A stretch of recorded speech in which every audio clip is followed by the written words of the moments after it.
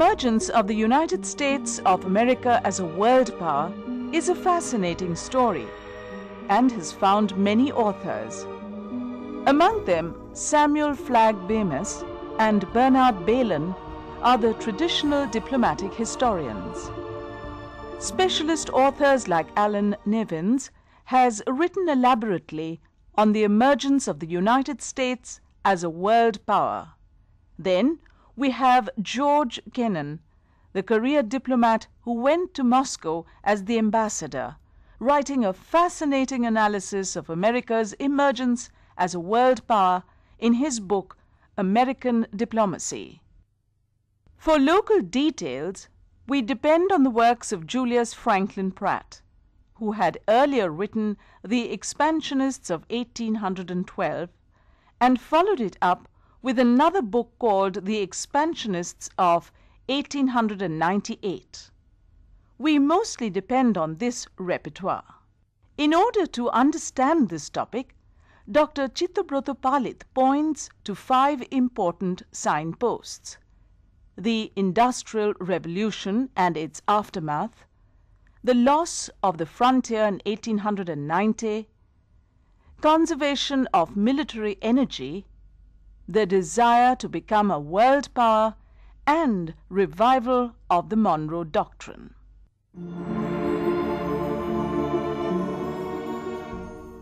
United States were producing not only the mineral goods, they were producing capacity iron and steel products.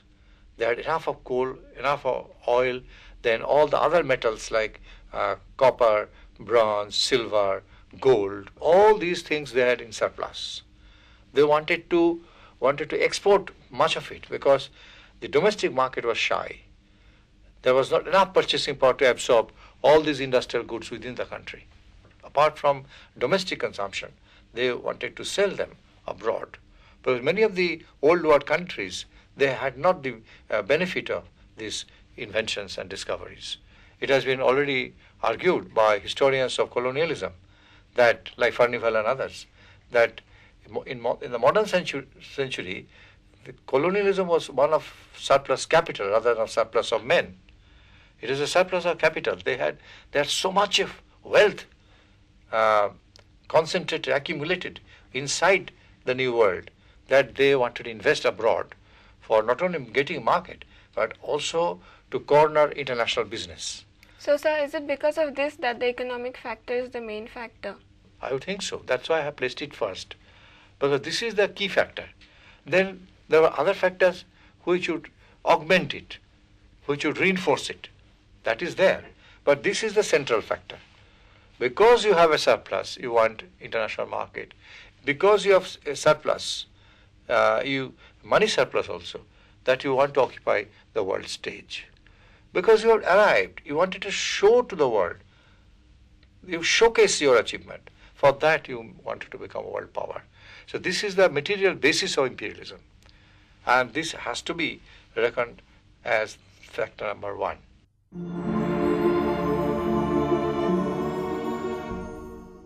There was a crisis in America after the loss of the frontier in 1890. America was used to the expansion towards the West. And on that, the famous F.J. Turner had written his famous frontier thesis, that America could always offer equal opportunities to all people. They never had a close-paced existence. They always could expand internal. There was an internal expansion in the United States. And that absorbed all the shock of the settled areas of the East. They could move to the West. There was always a slogan that there is lack of opportunity in the East in the close-paced existence. So let us move to the West. And generations of Americans had moved to the West until and unless it was finally stopped by the natural boundaries. And that boundary was the Rocky Mountain and the Pacific Ocean. So up to that, there was no turning back for America. They were expanding internally. But suddenly that opportunity was closed. And the Americans wouldn't compromise with a ration diet of prosperity. They would not reduce their standard of living. They didn't know how to adjust with other people. They only wanted to have their full share of the cake. And for this reason, they egged on the government, federal government, to take action so that the frontiering was not stopped. So what would be the new frontier for them? The new frontier naturally would be the seafront. And they therefore demanded the United States should become a maritime power, and they should acquire colonies in the Far East, Near East and Far East. So then do you think it has a frontier legacy of expansion? I should suppose so. Because, there is a momentum in American history. That momentum was built up by this great conveyor belt known as the American frontier, Western frontier. So because of this momentum, they didn't want to lose this momentum. This factor was very much there. So the material basis was prepared through Industrial Revolution. But the motivation was also very important. That motivation had come from this factor, that they would not compromise with quality of life. They would go on and on, on and on. And if necessary, they would emerge as a maritime power, acquire colonies, and continue their opportunities of living there in the new areas, new territories. So we'll talk about that in its right place.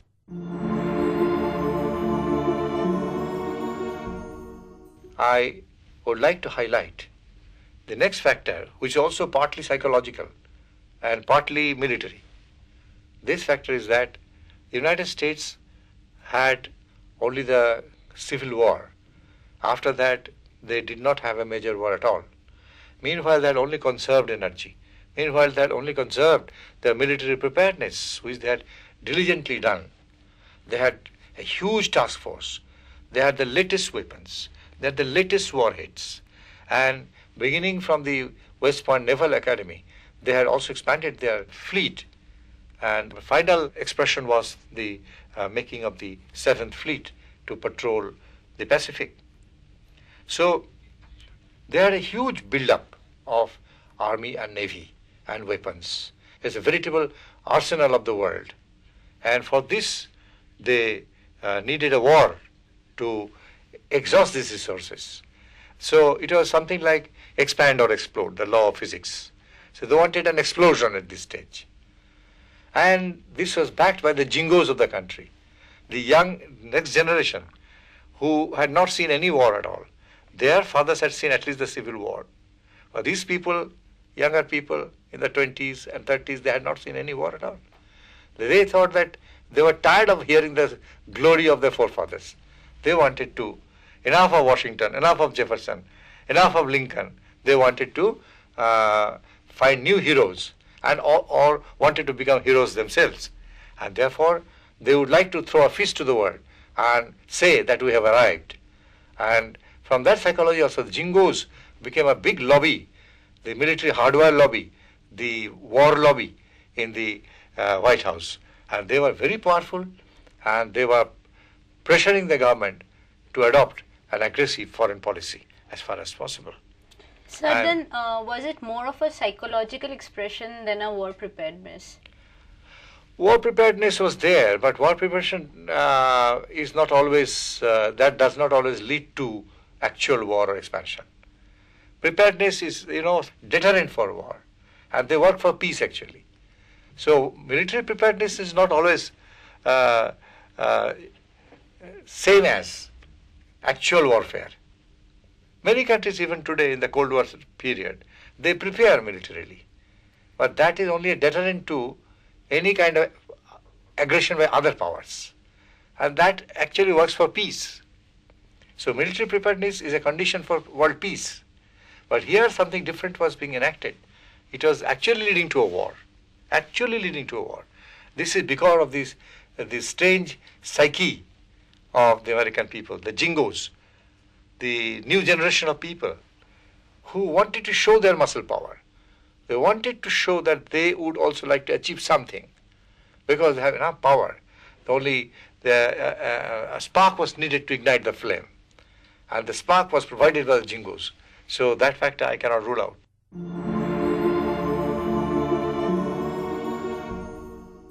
England, France, Germany, Spain, all of them had colonies. All of them had colonies. Germany started late during the time of Bismarck. But then Germany also caught on and had several colonies in the world, particularly at the expense of Africa and Asia. But they had. All the powers had colonies. And they naturally dangled that before others, showing that, yes, we are the world power, you are not. We have the colony. The United States wanted to match up to it. They also wanted to dangle something before them, that this is our colony. It's something, like a diamond necklace around the neck. So something like that they wanted to show to the world. And for that reason also, this is also a psychological factor. But unless you are backed by power and goods, you cannot really give priority to psychological factors. So they had the equipment for war and they had the psychology at the same time. Both these were operating. They actually are symbiotic factors. So that exactly is the case, and therefore we find that colonies became certainly a hallmark of your progress towards world power. So, sir, with colonies and all, America, did it live out on its new hemisphere idea? Yes or no, both are the answers. As to yes, I would say certainly once you become a jingo power, you become an imperialist power only at the cost of the democratic rights, human rights of other people who are weak. And there you abandon democracy or human rights. New hemisphere idea, about which Whitaker has written an excellent book, but he also admits that towards this period, towards the end of the 19th century, there was a steep decline of the new hemisphere idea. Suddenly, United States had departed from their old stand for democracy or human rights, that they are the saviors of the world. Suddenly, there is a change in the Monroe Doctrine from what we know as isolationism to expansionism.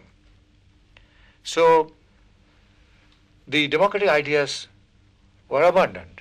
But on the other side, I said no, in the sense that wherever they interfered in the neighborhood or outside in the Pacific, they went into the war in those areas in the name of preserving democracy, making the world safe for democracy, for human rights. There, the weaker people were smarting under tyrannical rule, and they were like Sir Galahad's to rescue the Holy Grail. So that was the attitude. So they justified, the rationale of their intervention was that they were doing it for the democratic rights of the suffering people in these countries. So, sir, did they actually believe in this, or was it a pretense? They think that, well, they were actually saving the world for democracy. They actually believed that they were the champions of democracy, human rights, etc., freedom of the press, and so many other things. But they are not sure, they are not even aware that they were themselves violating those norms. They are not sure. Even today, they have so much of smugness that they don't understand. So I would say that it is smugness rather than pretense.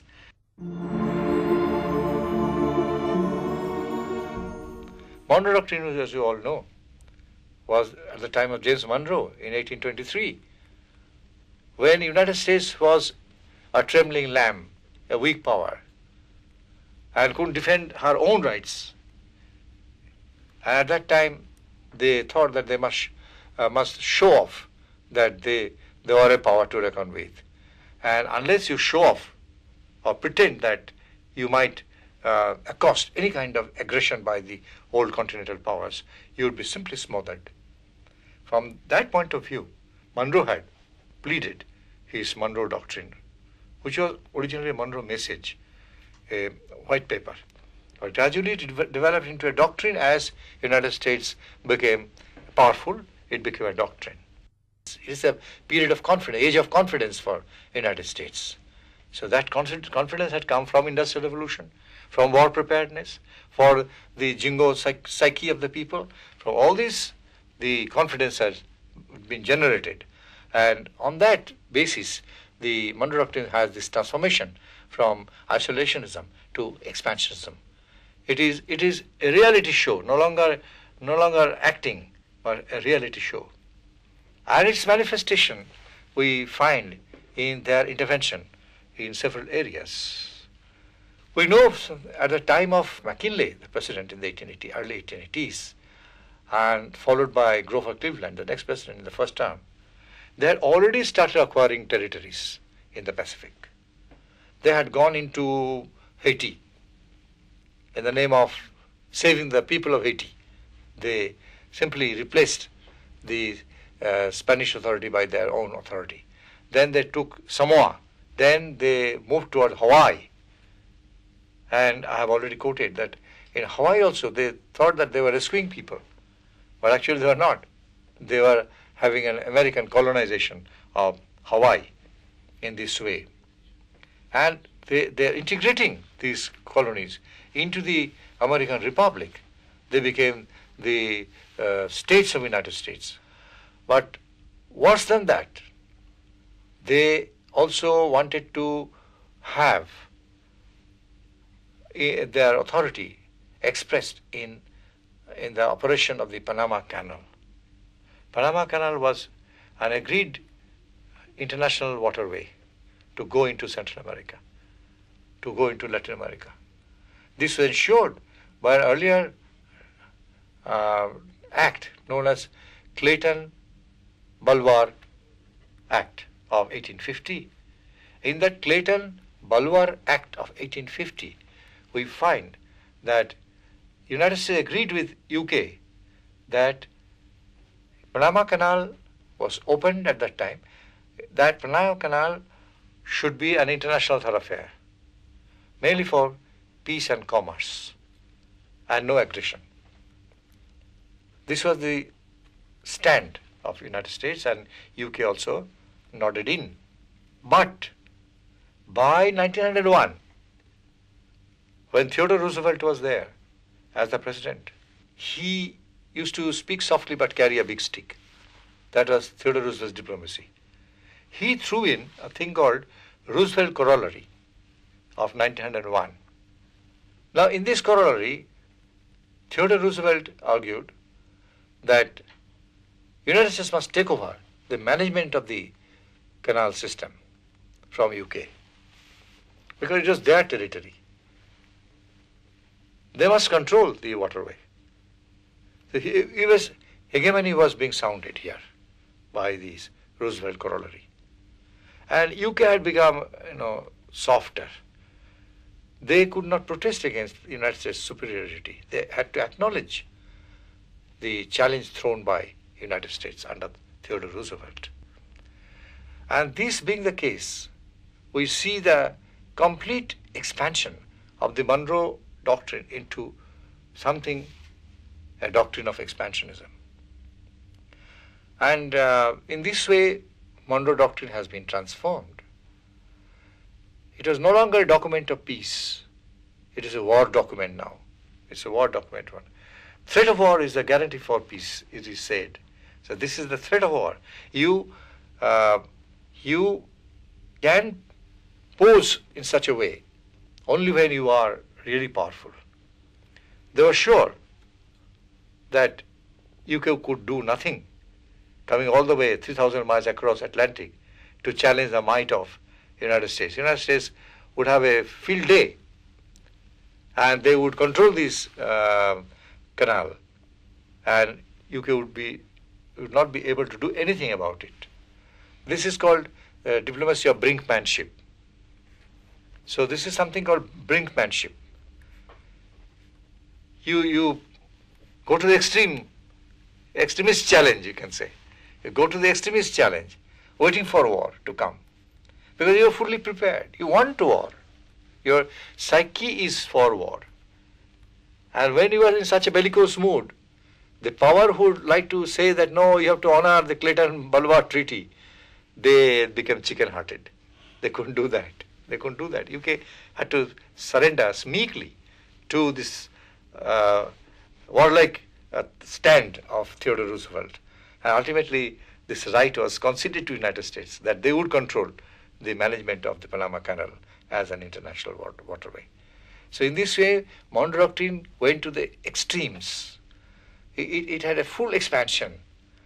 And after that, of course, people of Panama, in the Panama Conference that took place in 1901, the Hay-Ponsford Treaty had already replaced the Clayton-Balboa Treaty in 1901 as a result of Roosevelt corollary. And in the Panama Conference, however, they found a different kind of mood of the local people and many of the Latin American people.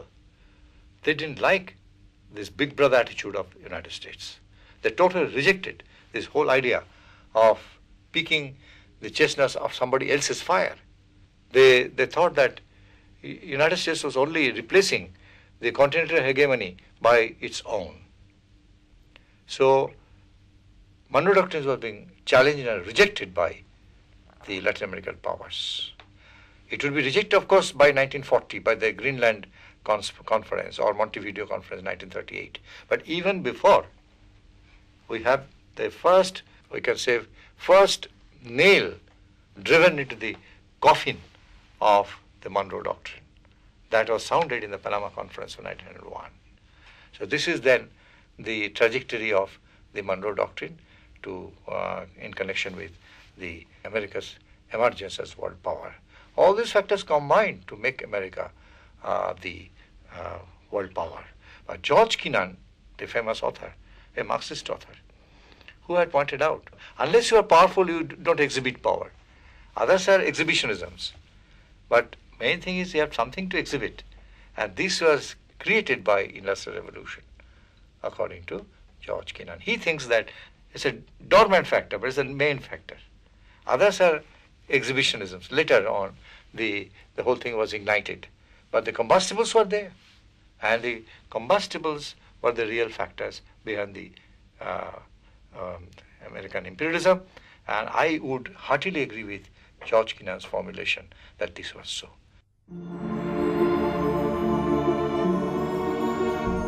In this episode, Dr. Chittobroto Palith has dwelt upon the emergence of the United States of America as an imperial power through various means.